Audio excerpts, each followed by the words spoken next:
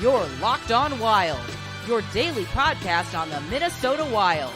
Part of the Locked On Podcast Network, your team every day.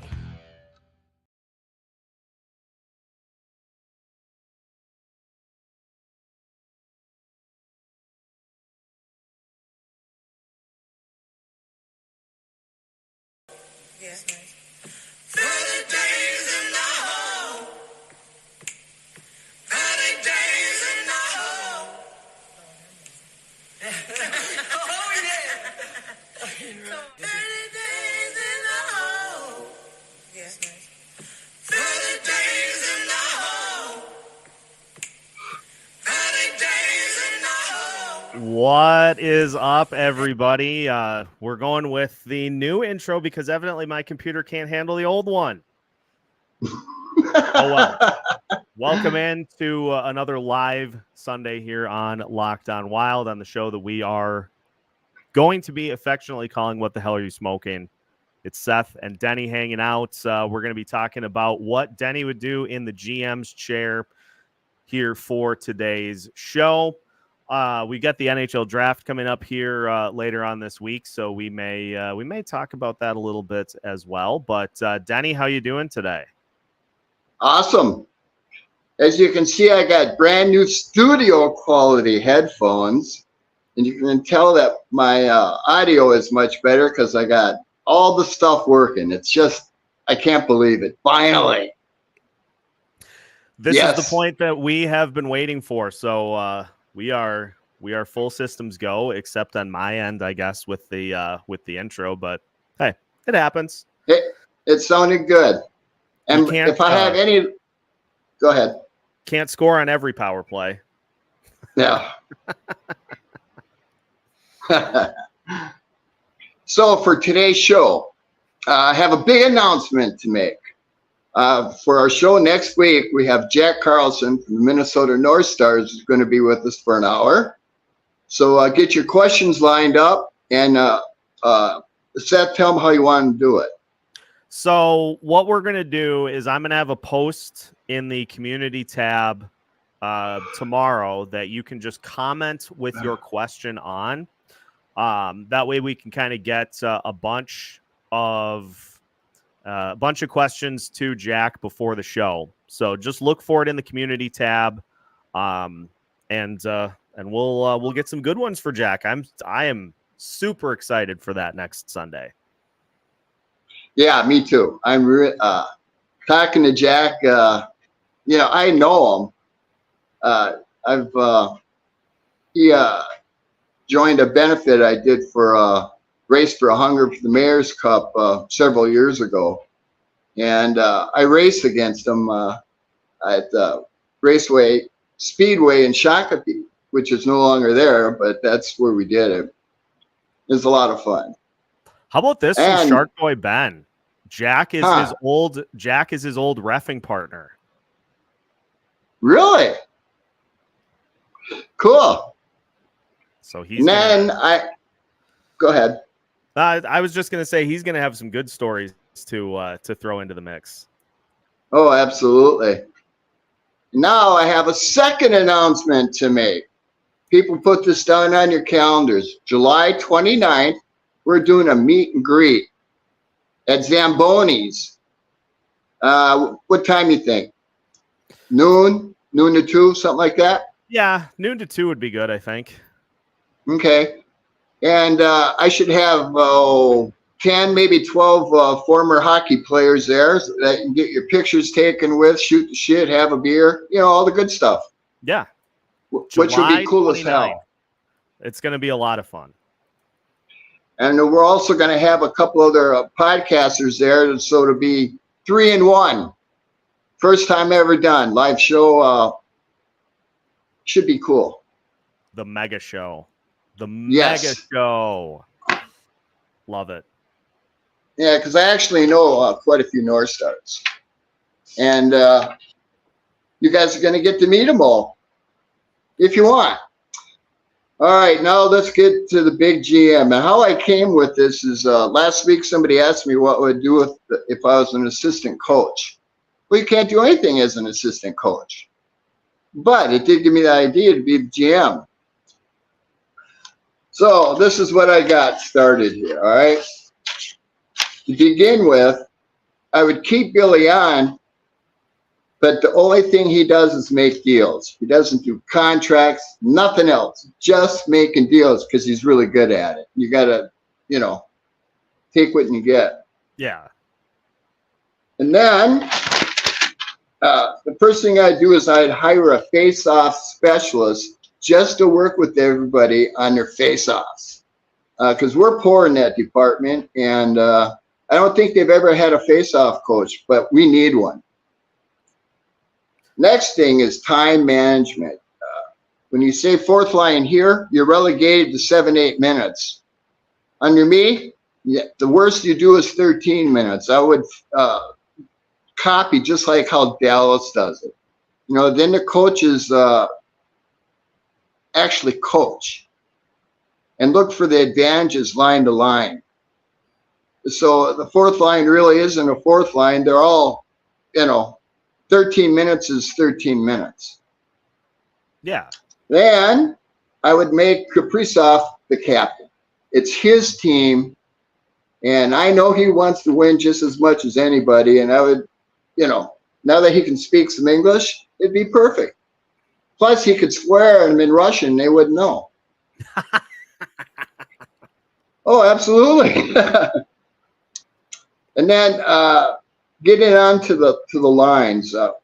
First off, I would trade Morel, trade Goudreau, and if I couldn't, I'd buy out Goudreau. I mean, his skills have diminished so much, I can't see him being on the team at all. Right. And with the addition of Clark, that may change what happens with height. Seriously, I think. Because, Graham Clark was linemate of Rossi's in Ottawa 67s, where Clark got the goal of the year in OHL for doing the, what'd you call it? The Michigan. The Michigan. Yeah, he got the goal of the year.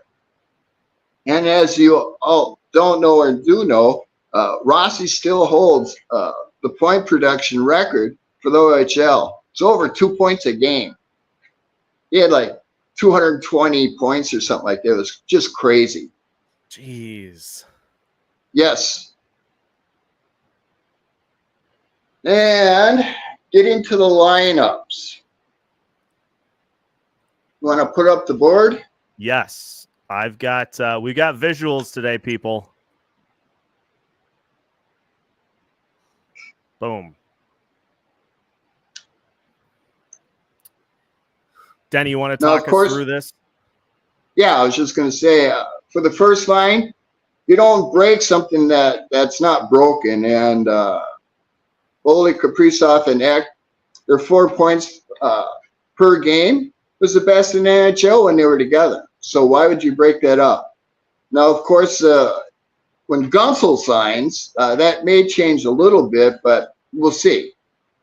For the second line, I got Rossi, Height, and Ogren. 3 speedsters. They all like to shoot, and that's going to be a hell of a line. And that could change depending on what happens with Clark. Now, if Clark makes a team, he probably is going to take Height's spot because Height either has to play with us or go back. And being Clark that played with Rossi, I think there's a distinct chance that happens, but we'll see. Then for the third line, I got Murat with Mojo and either Height or Clark for right now. The fourth line, I got Zuggs, Hartman, and Foligno. For defense, I got Spurgeon, Middleton, Faber, Brodin, Chisholm, Hunt. And the top 4 are very interchangeable. This defense, with Spurgeon come back, I know a lot of you don't like Spurgeon. He's a top 10 defenseman. His Corsi puts him at number 8 in the entire league. Yeah, I know he's a little undersized, but he does so many things well. We're lucky to have him. I love him. And I got Chisholm and Hunt for the third line with Bogo as the 7. And I got Wallstat and Gus Bus as my goalies. So anything you don't like about this lineup, let me know. We'll talk about it. Because that's what I would do if I was GM right now. Of course, next week, I'm sure things are going to change, but for what we have right now, that's what I would go with. Any questions? We've got a couple in the comments. I'm trying to I'm not going to be able to find it, which annoys me. Or actually, maybe I just did. I was trying to find face-off stats for Darby because that was one of the things that he was in charge of while he was here, and he didn't. How did he last so long? That's a great question. He was he had one season in which he took at least from what I've seen, his high water mark in faceoffs is 1,700 in a season. And if I recall correctly, that's what Jule Eriksson Ek had this past season, was right around 1,700, 1,800. And in that season, he was at 47.7%. He's a career 47.5% face-off guy. Darby is. So I think he's a specialist. I think you can definitely find somebody that brings a little, I don't know, better mentality to the mix, or just some better ways to win face-offs. I think that's an easy spot to upgrade. I like your thought on having Billy handle the trades. The Wild needs somebody that specifically deals with contracts. Specifically. Yes, absolutely. That's a non-starter, because I look at any other roster in the league, and yes, you've got some trade protections. For guys that are above 35, they get them automatically. But I don't see any other team that uses them as frequently as the Wild do. It's just not something that successful teams use. It's you want to stay here? Prove it. Well, we're always at the bottom of the bunch in faceoffs. I mean, we've always been at the bottom. I can't remember a year where we're even at 50%. No. Which is ridiculous. Let's just look at this. So trade protection: 1, 2, 3, 4, 5, 6, 7, 8, 9, 10 players on the Wild roster with trade protection. Let's go to Dallas. 1, 2, 3, 4, 5, 6, 7, 8. But a handful of these are 35 plus. So the actual no moves, they've got 4 of them. Teams use them for the guys that probably should have them, not the other guys. So they need the Wild needs somebody that can handle the contracts. Absolutely. Because all the contracts he's handed out, they've been there, and what have they done with it? Nothing. They haven't won anything with that core. Right. Shark Boy Ben says, get Patrice Bergeron in here to be the face-off specialist. I would hire him in a second. We got to have somebody. Yeah. And now that he's retired, that would be a good pickup. We're gonna use this theme a lot coming off of last year. Whoever they put in that spot, if there is somebody who primarily handles that, can't be much worse. Well, I don't know what to say. 45% is not good. No. John's got a good... Because you're always chasing. Right. And especially on special teams, if you can't win faceoffs, you can't sustain on the power play, and you're setting yourself up to give up a goal on the penalty kill. Absolutely. They got to do better. John, get the players to use the strength and conditioning coach Faber and Rossi used. Obviously, the other players didn't follow suit, and their fragility showed. It's a good idea, John. I like it. So I tell you what, when Rossi gained 15 pounds, he became an NHLer. Yep. Yes, he did. We got a couple questions on Fleury in your roster, Denny. What would we had Gustafson and Jesper as your two goalies. Yep. What are you doing with Fleury? He retired or he got hurt and can't play.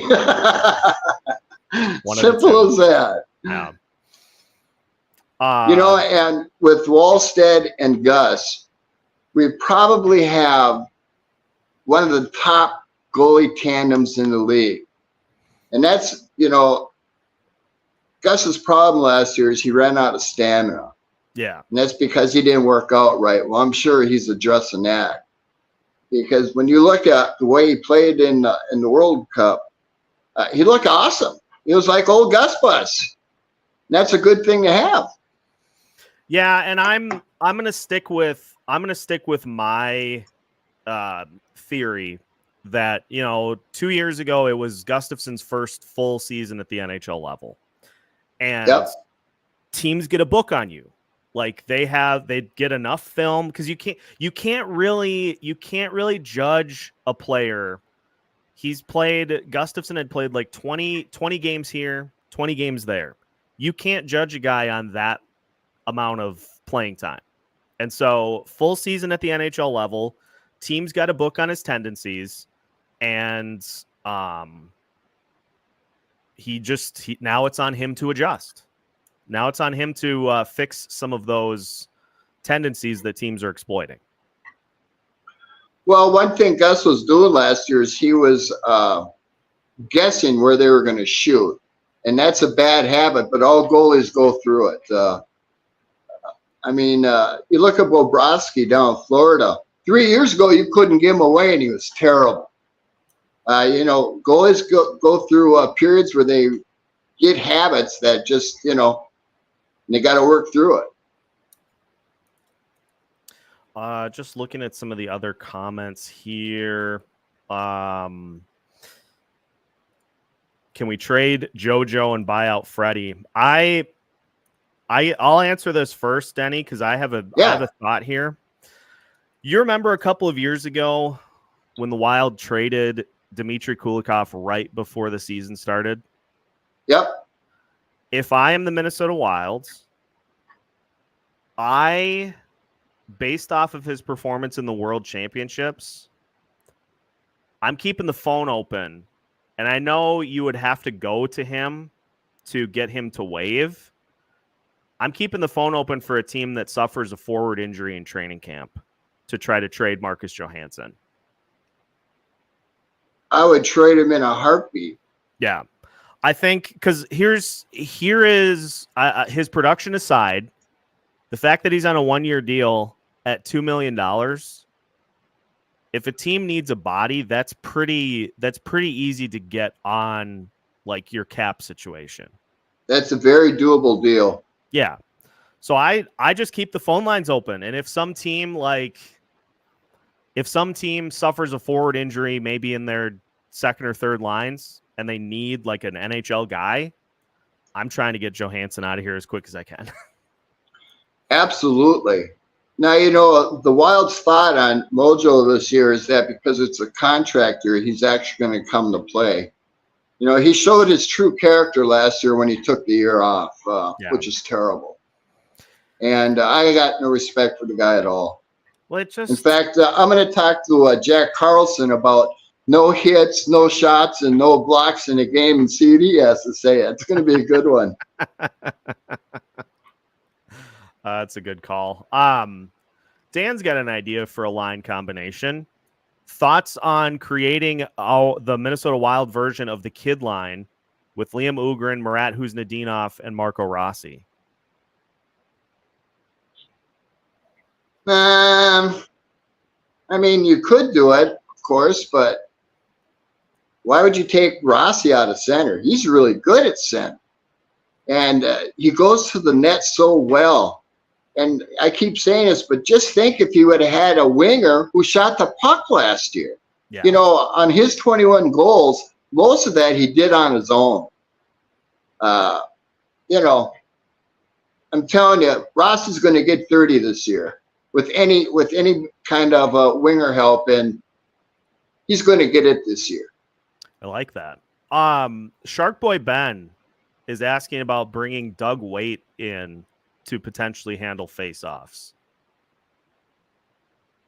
I don't know how Doug, I know the player, but I don't know what his face-off percentages were. Maybe you can look that up. But anybody is better than, what we have. 45%, we're always at the bottom of the league, and we have been for 20 years. Yeah. I'm trying to look here. Oh, maybe this will tell me. Because, like, he's been a coach he's been like an assistant coach for a while, has he not? In his career, it looks like he was about, for his career, at least in these statistics, about 46% from the faceoff circle. But there are a lot of years not counted for here. So yeah, could be accurate, 46 kind of says it all. Yeah. Yeah, I just don't know that much about him other than, he's a pretty decent player.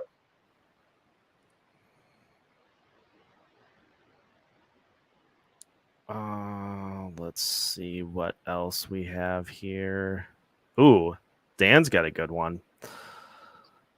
In 2016-2017, the Wild were at 52% in the faceoff circle, which was good for 6th in the NHL.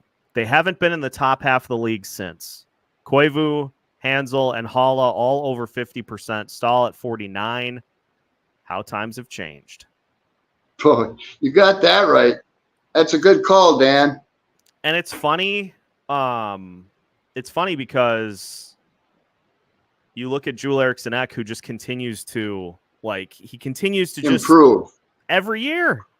And it may not be a ton. Like, I know this year in a career high faceoffs taken, he improved by a couple of percentage points, but he's in the 49% range. I'm going to pull it up. And you think about when X started his first couple of years, it took him, I think, 6 years before he hit 20 goals. Or pretty close to that. I think he had, 6 goals his first year. Yeah, his first full year in the NHL as a 21-year-old, he had 6 goals. And as a 25-year-old, he finally hit the 20-goal plateau when he had 26. But he was at 49.7% in the faceoff circle this season. Joel Eriksson Ek was. That was after 49. Probably best on the team. Oh, yeah. I mean, I think just based off of counting, let me look here. Yeah, he won 796 faceoffs. The next closest was Ryan Hartman with 371. Freddie Gaudreau, who was at 49.9%, took like 500, maybe. 273 wins, 274 losses. But again, that was mostly all pre-Hines. After Hines took over, Joel Eriksson Ek's the one getting all the faceoff wins. Look at Boldy's. I think he's pretty damn good at faceoffs, actually. He was this year. Let me see his overall stats in that area. This year he was at 42. But that was 37 wins, 51 losses. Last year he was at 54.6%, 77 wins, 64 losses. Okay. Oh, we got a good question from Zach here. What could the Wild get if they trade Gus? Number 1 and a pick, or a number 1 and a player? I mean, if that's what you get for Markstrom, the only thing that Markstrom has on Gustafson is the pedigree. Markstrom's 34. Gustafson is 25. Gustafson is one season removed from being like fourth in Vezina trophy voting. Markstrom has been decent over the last couple of seasons, but 34 is 34. Yeah, 2 years ago, Gus was the second best goalie in the league. He had a .931 save percentage. Only Allmark was better. And that was a full season. He was spectacular, as we all know. And yet Dino took him out in the playoffs the second game because he played so well. Oh, God. I'll never let Dino live that one down. No, that was just as much of an overthink as it can possibly be. And I'm sure Billy's going to wait to get a number one. He's not going to give him away, because he's got a great cap hit. He's under control for a couple more years, and he's young. Yeah. 3 things you want. Right. We saw the goalie trades, Markstrom to New Jersey, and then Darcy Kemper, which evidently from what I heard, the Kings are going to try with Darcy Kemper as their number one, which I think is a mistake. Rob Blake is in trouble if he's doing that. Yeah. Darcy Kemper is at best a backup now. As you get older, you lose your reflex. And, the older the goalie gets, the better he plays the angles. But if you don't have the reflex, you're not going to do well. The funny one that Dan mentions, because it's absolutely right, the Ottawa Senators need a goalie. Yeah, I think Allmark is going to Ottawa. Yeah, that's what I've heard too, Denny, is it seems like that is like basically a done deal with the assumption that Allmark signs an extension so that he's in Ottawa long term. Yep. It makes sense, because Ottawa they got a pretty decent team, but no goalie and a couple defensemen short. Yep. Yeah, it'll be interesting to see what the return is for Allmark, because that's definitely going to impact a Gustafson trade, and I think that's probably why Guerin is waiting too. Is you had that early trade of Markstrom, but every deal that happens, there are still teams that are in need of a number one guy. Buffalo. San Jose. There will be teams. Detroit. That will come knocking. I'm sure they are. It's just who's going to get the best deal, and is it good enough to move them? Because Billy's pretty smart when it comes to trades. He's really good at it. Yeah, I trust him in that fashion. Yeah, and it's the whole Pierre-Luc Dubois thing is just unbelievable to me. Like, you've got a guy with 7 years left on his deal, and you trade him for a 35-year-old goalie. That's just a backup. Like, but that just shows you how bad that contract was in the first place. Absolutely. Well, the reason I thought that they made the trade, or at least LA made the trade, is because Kemper's only got 4 or 5 year deal. Yeah. And so they got rid of a couple of years of a bad contract. That's how I look at it. Yes, that's exactly right. As they got out, it was a bad money swap, and they got lesser. They got a little bit of money relief and a few years off the ends of that deal. I'm gonna look for questions here in a second, but I did just want to take a peek. If the Wild were to buy out Freddie Gaudreau, what would it look like? So it's $2 million a year. Yeah, save us $700,000. He's signed through 2027, 2028, and so the buyout would be $629,000 for up until 2031, 2032. So you'd have 4 years of a $629,000 cap hit but you would free up a roster spot, and you'd be saving about $1 million in the 4 years remaining on that deal. What Makes sense to me. What a contract that was. Oh, It's the absolute worst. just It really is. Detroit, another team for Philip Gustafson. Detroit has a solid goaltending pipeline on the way with Sebastian Cossa and Trey Augustine. Hard to see Gus being anything more than a bridge guy there too. So maybe because I think they have Ville Husso. Ugh. Yeah, and Husso was picked before Wallstedt. Yeah. Detroit hit that one on the head. Yikes.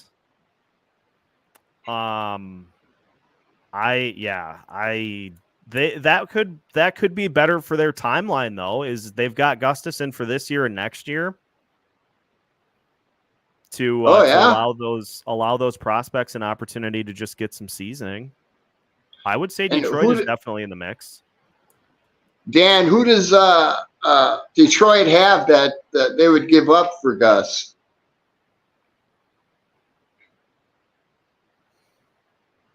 We'll see what Dan says here. We're getting a lot of comments, and so we should should go into this. Before we do, I would remind everybody to hit the like button on today's episode, because likes, subscriptions, comments, they all help further the reach of the show. The more activity this show gets, the more activity the shows throughout the week get. It helps us reach more Minnesota Wild fans all over the globe. We got people listening from Tokyo. We got people all over the place. And so likes, subscriptions, comments makes the Locked On Wild world go around. Well, I want to say something. All the fans on Locked On Wild, I want to congratulate you, because I've been watching your comments, not saying anything, just looking at what you're saying. You know, we have a real community of hockey sense in this. Unlike any other shows I've been on where they have a bunch of, have no clue about hockey. This group here knows a lot about hockey, and I'm extremely impressed. And I want to congratulate you, Seth. You got 1,400 viewers 2 shows ago, and that's a milestone for this Locked On Wild, with 59 likes. That's huge. The show's growing by leaps and bounds. Stocks All right, on the rise. next question. Stocks on the rise. Dan said if the Wild did trade Gus to Detroit, he would love to see Shea Boyum as part of the return. So what do we know about I don't even know who that is. I would imagine he is probably related. I'm just gonna throw it out there. I would imagine he's related to Zeev Boyum in this year's draft. He's 6'3". He is a left defenseman. 6'3". He's Zeev Boyum's older brother. Okay. Zeev Boyum's older brother. So that could be a potential. Spot to look.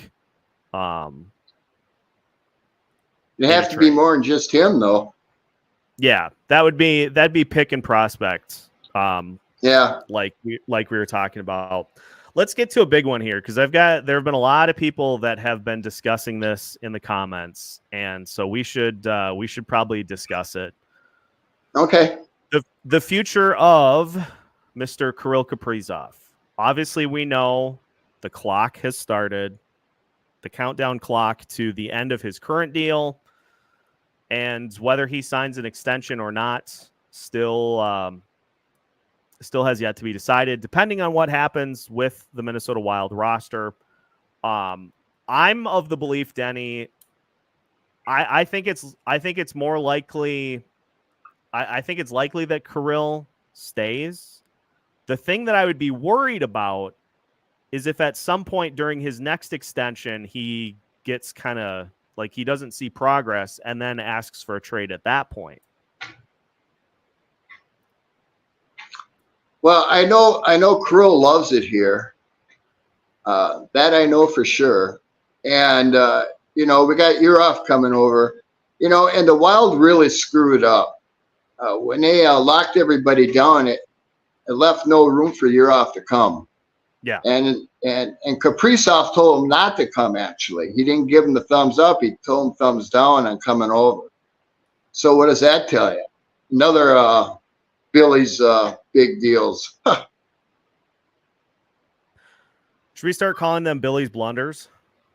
Yes, Billy's blunders. The Minnesota mess. Marcia, send in some love to Denny in the comments section today. Love you too, sweetie. That's my neighbor. Oh, very nice. Very nice. Yes. Thanks for tuning in. Thanks for tuning in, Marcia. So is Kaprizov going to stay, or is he going to say, I've seen enough here. Here's Shark Boy Ben's comment. I just can't see Kirill wanting to leave somewhere where he is literally the top dog. He's got talented Russian friends on the way. If he goes to Florida or Tampa or New York, he's just another guy in their lineup. I don't think Kirill is going anywhere. This is his team. The only thing Kirill has to do is learn that it is his team, and he has to tell them what he wants. Yeah. And they'll do it because they don't want to lose Kirill. He's the only superstar the Wild have ever had. The best player we had before Kirill was scored 5 goals in one game. Gabby. And the best Gabby ever was he was number 12 in the league. That was his best year.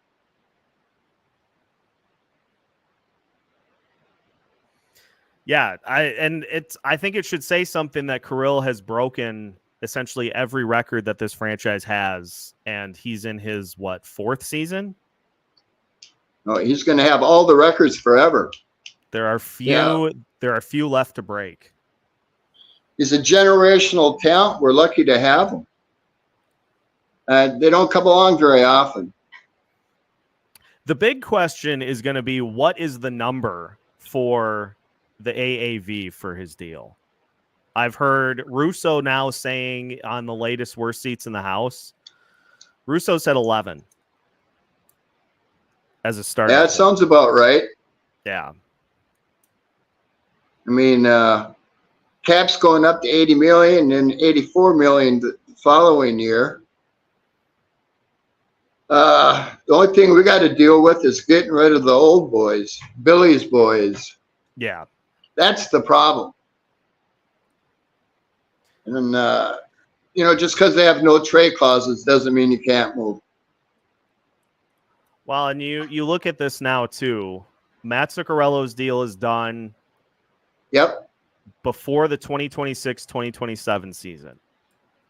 So you've got 2 more seasons of Zuccarello, and honestly, and I talked about this in his report card, the biggest concern for me, Denny, is so much of his production was tied to Kirill this past year. When he wasn't playing with Kirill, the production tailed off. It tailed way off. Not only that, but now he's a year older and a year slower. Yep. That's why I got him on the 4th line, because Hartman isn't that fast either, so it's kind of a good mix. Yeah. And this is my feeling on pretty much all of these deals. At face value on their own, a lot of them are fine, but all of them together, it's honestly at the least, they're all probably a year too long. If I had to pick one thing that I take issue with all of them, they're about a year too long each. If you were going to give Zuccarello a 1-year extension, finish out, fine. I can hear the argument for that. But 2 years feels like one too many. Marcus Foligno, a 4-year extension for a guy who plays a physical, demanding style of hockey, which leads to games missed at $4 million a year. That's probably 2 years too rich for me. Yep, I agree. And honestly, on the Hartman front, that is probably the one that I take the least issue with, because Hartman shoots, he plays physical. Yes, he tends to run to the penalty box too much at points, but he at least can give you goals. He at least can score. And he's versatile. He's versatile, exactly. So you can put him up and down the lineup with no problem. If we were looking at the issues with all these deals, it comes down to a few of them being too long. And that was I think the big theme for a lot of Wild fans, is that these next 2 seasons, don't get yourself tied down financially. Like, give yourself the flexibility and the opportunity to try some prospects out and see what you've got. I agree 100%. I want to see the kids play. Bottom line, we got talent, but you're never going to know it if they don't play them. And that's the other part of this too, is I would have just, because you've got all this buyout money coming off the books. So it makes sense to see if you have prospects that you can have on the roster for cheap, so you can use that money to go get, like, let's say that second line wing spot is one that just has not been filled up yet. Once you have all that money available, you can go spend $7 million on somebody to play that spot. Absolutely. But now, Billy's deal with contracts has hurt him the most. And the length of his contracts and the no trade clauses. I mean, he gets that from when he was a player, and he's trying to treat the players the right way. And I understand that. Yeah.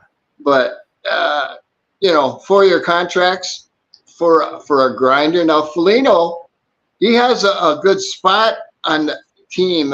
You need grinders. And he's very good at it.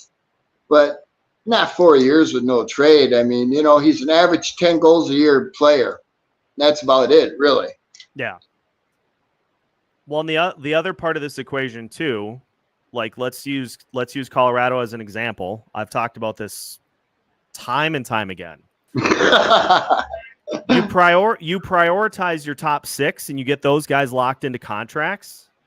And then you can go out at the trade deadline and find one of those types of players and trade for them. Trade a 5th, 6th round pick to get one of those guys to bring in. Like, you can find those guys, but then you can also go year by year and say, okay, we had 2 of those guys this year.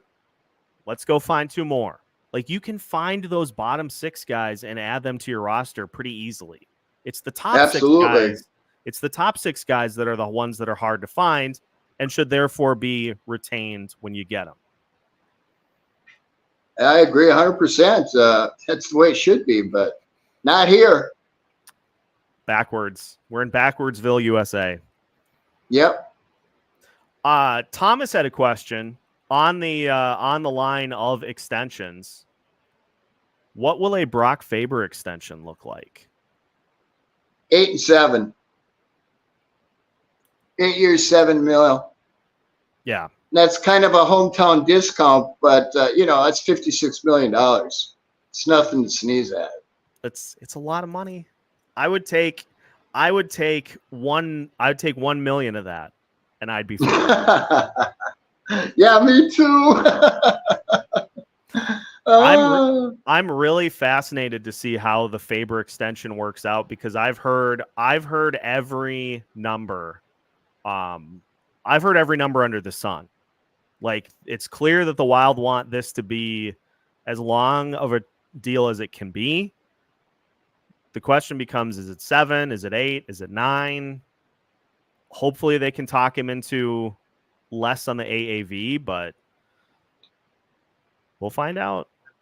Well, I think $7 million in 8 years, he's long term, and they're not being cheap. Yeah, they may be a million or two less, but he's got 8 years. Yeah. You know, you get one with the other. Here's a good question from Sam. What is the draft plan? Who do you want the Wild to look at, or do you think the Wild move their pick? Sure. That's a really good question. I don't know. I think who's that defenseman? Not the one that you're talking about, because I don't think he's going to be there. Wycombe or something like that. Forget his name. Let me put him up. Tankathon.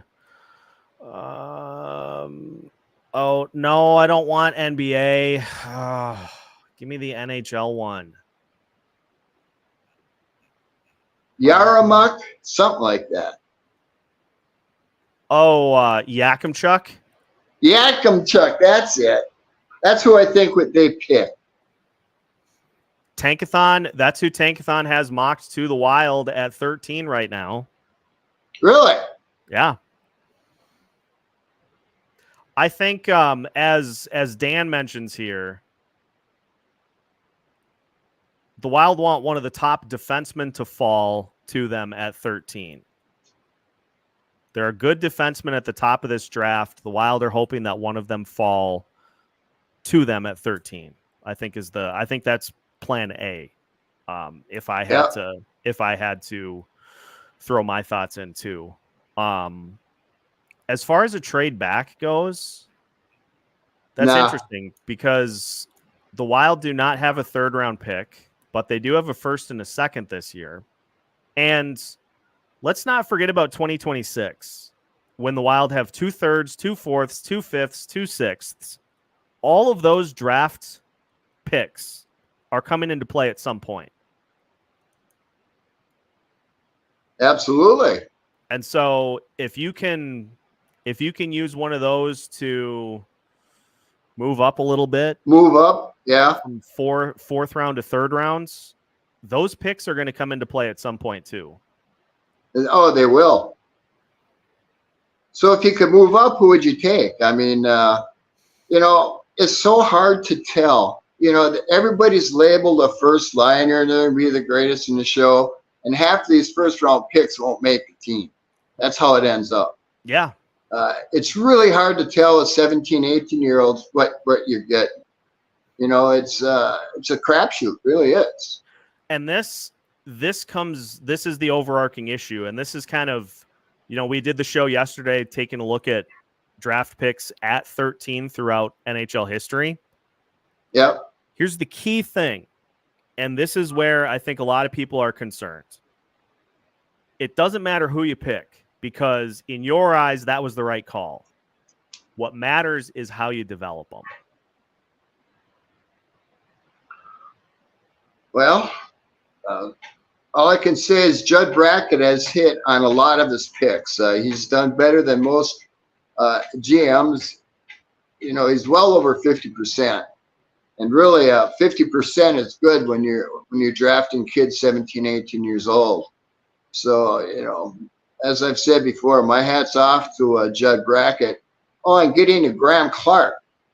Now, that was, my hat's off on that deal, too. He was New Jersey's top AHL player.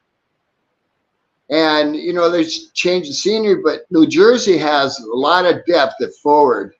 A lot of young guns up there. So, whoever discovered this deal, it was really a good take. I'm impressed with that deal. Now, I haven't seen him play yet, so I can't talk about him, but from the outset, it looks good.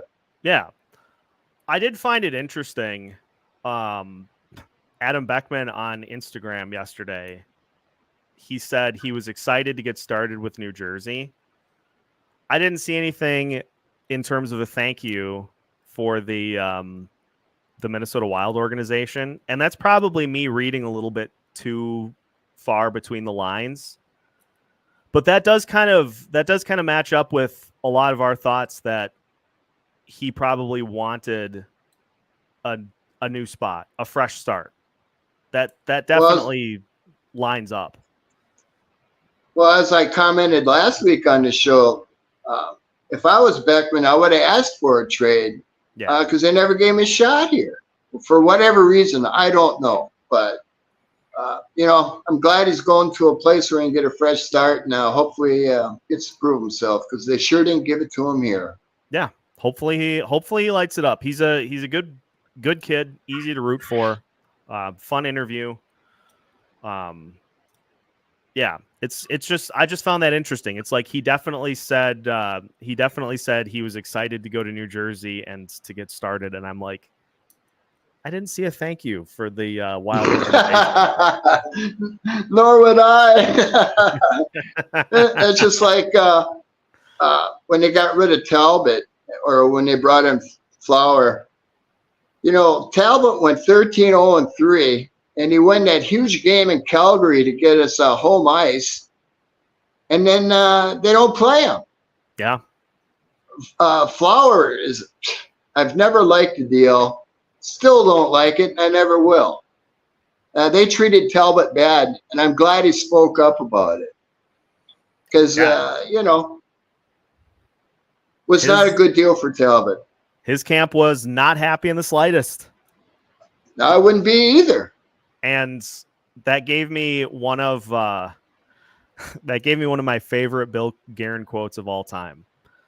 When Talbot's agent said they gotta figure this situation out. They gotta do something. And Guerin was like, I don't have shit to do. Like, yeah, that's right. I don't have to do anything. And then he's traded the next day. Yeah, he's like, I don't have to do anything. He's a member of the Minnesota Wild. That's how it's going to be. And then he just who's gone. Just like that. Yeah, that was a good one. I remember that whole thing, just hearing about that and thinking, okay, something's gonna happen during the draft. And bam. Gone. Any more questions? Anybody, I've been kind of going through here. If anybody has any questions, make sure to post them in the chat. Oh, Ron had a good one. That's where I was going to go with this. I'm more worried about an overpay for Jake Middleton. Very concerned Guerin will give him a 3 or a 4-year deal. That's what Russo had said in one of his latest podcast episodes, is that it seems like it's going to be a 4x4. I don't know what the obsession with 4x4 contracts is, but we've got it here. How old is Middleton? He's 28, I think. Let me just take a peek. He's 28. Well, 4 years wouldn't be bad as long as there's no trade clauses out of it, so you can move them. Yeah, if there's trade protection on that deal, I'm gonna be furious because I tell you, I really like how the defense is going to be this year. It's going to be solid. Our top 4 are elite, and not many teams can say that. And I think Hunt is going to be a big improvement. Yeah. I really liked how he played last year. I don't know why they sent him down, but I was told it was money. But the way he played last year, when he was up here, he looked good. Boy, he goes up the ice quick. Yeah. And, it is what it is. Trav suggests give Middleton a 3x3. I'd be much more, and I know it's $1 million and an additional year, but it feels like that makes a difference. Makes a huge difference. 3x3. I don't know that I even react to it. If Middleton got a 3x3, I'd say, okay, cool. Good deal for both, and that's what you want, a win-win. I like that, Trav. When it goes to a 4x4, I'm like, 4 years. There's so much that can happen in a 4-year span. Like I just would rather have the flexibility, I guess. Yeah, I like Middleton too. I mean, we got him for a steal for Kappa, and one of Billy's best deals in my book. Yeah. Yeah, I like him as a player. We've got a couple more questions on defense. Gun-toting Granny, I don't mind Middleton, but can we get rid of Merrill? Yes, please. Yeah, we're trading him, period. Oh. Yeah, once these... we'll see what happens this week because, when you hear about nothing, that's when something's going on. And Billy's about making deals. He's done it in the past, and I'm pretty sure it's going to be coming up here. Merrill should be gone. I mean, give him to San Jose. That would be an upgrade for them. Because their defense is so bad. Oh, Jesus. Yeah, it's not great. San Jose needs a lot of work. Anaheim would be another potential spot. That's where we sent Dmitry Kulikov, and yep, you never know. But do the Wild re-sign Dakota Mermis as a roamer and AHL top defenseman, or do they let him go on his own way to a different organization? You know what? I think Mermis is going to sign with San Jose or Anaheim. They both need defensemen, and he showed he can play. Yeah. He was just starting to learn how to turn the play outside. And that's the biggest key for defensemen is learning how to close the gap and move the play outside. And he was doing that. So, I don't think he'll be signing here. We'll see. I think he got too many games at the NHL level to where other teams now have taken notice. Absolutely. And so where we would probably offer a two-way contract to him, it won't shock me if he gets like an NHL deal somewhere. Oh, he will. Because he was just at the point of learning the intricacies of how to close the gap, turn the play outside, which is, what you want to do. And he was doing it. What are your thoughts on the possibility of Jack Capuano joining the team as an assistant coach? I don't know who that is. I can tell you, Denny. I can tell you.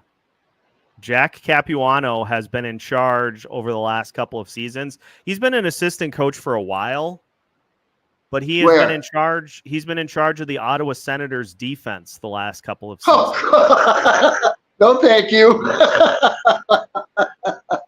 Yeah. Oh. That's my exact reaction. I don't know that we need to I don't know that we need to go down that road. If that's what your calling card is, because the Ottawa Senators, a ton of young, like promising defensemen, their decor was not great at any point over the last 2 years. If I did anything with coaches, I would try to get somebody from Colorado, somebody from Tampa, and for contracts, I'd get somebody from Vegas because they understand what's going on. Yeah. And how to make it work. That is a route I'm surprised that the Wild have not tried to go more. And like Jason King, the power play coach, he came from Vancouver, but pre-Rick Tocchet, I think he was on Bruce Boudreau's staff. Yeah, he was. You should be looking to poach guys from other spots. Like, hey, John Cooper's got a number one, like, bona fide assistant. Go get that guy. That's what I would do. Either that or I would go with Todd Nelson, the Hershey Bears. Phenomenal coach. All he does is win, and he's not given a shot. I'd hire him. Especially with all the kids coming up. That's what he deals with. So he knows what he's doing. Yeah. It sounds like this will be announced after Capuano's contract officially is up with the Senators. So it sounds like this is likely to happen. Huh. I don't know. I don't want it. Me neither. Dan is on board. Todd Nelson needs to be an NHL coach. I've been saying this for 2 years now. Oh, good one, Dan. Yeah, I love Todd Nelson. I've been looking at AHL coaches for the last couple of years, and he's number one in my book. But that makes too much sense. His only NHL experience so far was for half a season with Edmonton the year they were tanking for McDavid. Really? I didn't know that.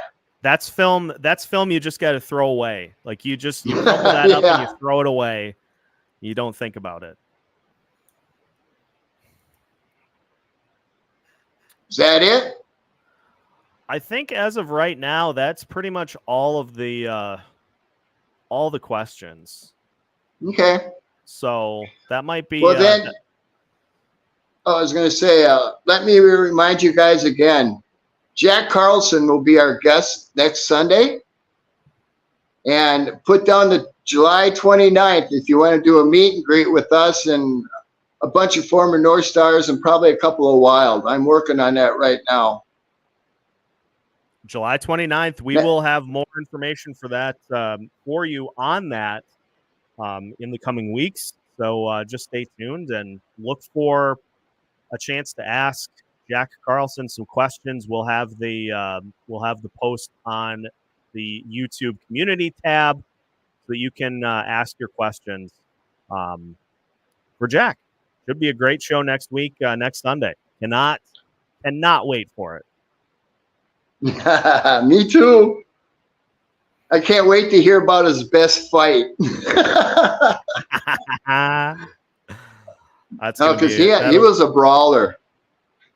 Ooh, he really was. Huh? I could get behind that. I can get behind a guy that's not afraid to throw fists. Oh yeah, yeah. He went hard in the corners, and he'll tell you that too. Good, because he really did. Well, should we wrap her up? Yeah, Thomas. I just wanted to mention this too because I'm sure there will be others that are curious about this. Because they put so much time and effort into graphics and everything, I have annually hopped on with the Soda Pod for draft coverage, and I will be doing that again this year, in addition to some kind of behind-the-scenes stuff for Locked On as well. Don't worry, though. We'll have plenty of coverage for you. We've got Locked On NHL Prospects doing recaps of all of the selections. So we're not taking a break or anything. I just hop on with them typically because they do all the work, and then I can just have fun and be a guest. So that will be going on here this week. We'll have plenty of other draft coverage throughout the week as well. And I think that'll do it here for today. Denny, a pleasure as always. Another fun show here today. Listeners, make sure to hit that like button. And hey, thanks everybody for coming on. And hope you enjoyed the show. And if you got anything you want to know, just shoot me a question. I'll answer it. Yeah, you know where to find us. So any questions, just head to the YouTube comment section and we'll help you out. Enjoy the rest of your Sunday, everybody. This has been a production of Locked On Wild, and we will catch you for tomorrow's episode. Until then, hit the like button and subscribe, and don't miss out on any new Locked On Wild content throughout the rest of the week. See ya.